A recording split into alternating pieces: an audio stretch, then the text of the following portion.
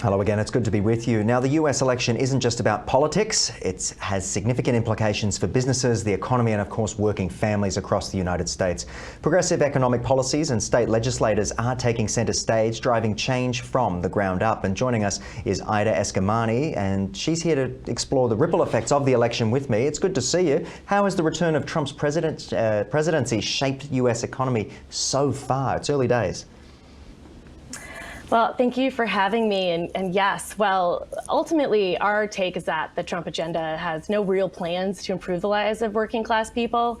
And so you've seen some of the markets respond, right? Like banks and crypto and tech shares have gone up, but those don't serve working families in Main Street. And much of his agenda is complete corporate control of our public institutions, paired with dangerous deregulation policies that'll just further enrich corporate CEOs and shareholders. And so when we look at the Trump cabinet picks, you see that as well. And so, as you pointed out, state legislators are definitely the places where working families will be able to lead and build really important policies. Absolutely. And of course, there's been, again, only a short period of time, but so much is going on. What are your predictions on how this election will impact working families more broadly speaking?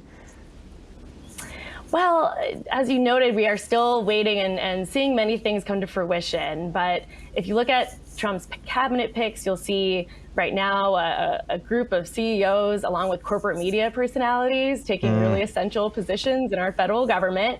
And very much his strategy is not a new one. It's trickle-down economics, which generally only help those on the top. You hear a lot of talk about deregulation and tariffs, but ultimately these will put cost to consumers and will undercut workers' rights and power. And so those are some of the things that we will see. And of course, when you look at the effects of climate change on working families as well, I mean, it's always folks at the bottom economic tiers that are most harmed by these various natural disasters. And so there's no real plan to support working families in the Trump agenda.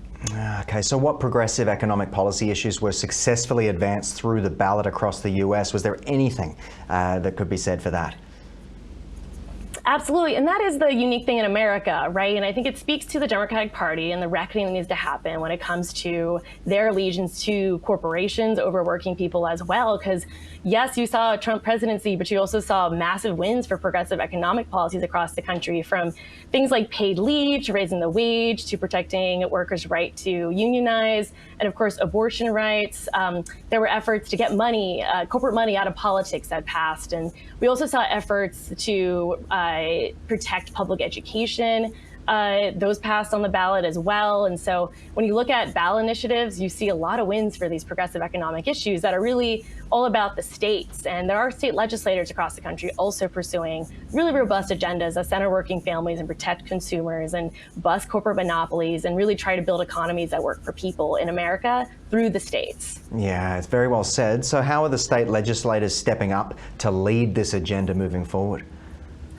Absolutely. Well, so we foresee massive revenue shortfalls across the states, in one part due to federal funding cuts. And then also, of course, with the Trump administration, we're going to see potential punitive measures against states that don't agree with his agenda, as well as the potential elimination of good federal jobs, along with federal programs being slashed. And so progressive revenue and taxing corporations is going to be really essential at the state level, especially when Trump has talked about cutting taxes for corporations and really pursuing this race to the bottom to basically pay corporations tax dollars to move jobs here that are usually low-wage jobs and not sustainable. And so states have an opportunity to really step up and pass really bold progressive revenue policies. States are also stepping up when it comes to antitrust. So the Biden administration had a really robust agenda around antitrust, and we expect those to be rolled back under the Trump administration. Of course, he has big tech on his side with Elon Musk, and so states are going to be the front lines to also lead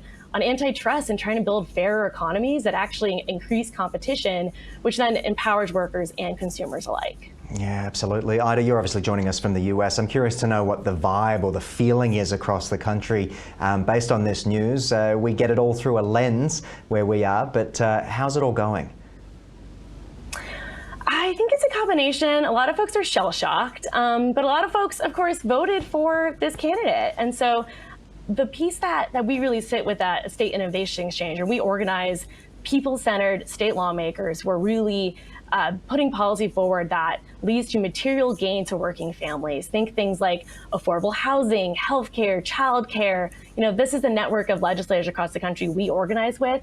And for us, we feel very affirmed in the sense of our vision for the future in not targeting marginalized communities, but targeting the real folks that are leading to economic disparities in this country, which is corporate power and the ultra wealthy. And so when it comes to fair tax policy, when it comes to antitrust, when it comes to worker rights, those are the agendas that we know not only resonate with the electorate, but it's like the most important thing we should do to build a country that we really deserve. I'm the daughter of immigrants from Iran, and I live in Orlando, Florida, and I can tell you the work that we're doing is very much aligned with our values and with what working families really want to see from their elected leaders. Ida, I want to thank you for taking the time to speak to us today on Ticker and, of course, giving us such a thorough rundown. Hopefully we get to speak again down the track, but again, thank you for your time.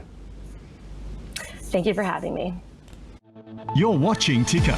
We'll have more in just a few minutes.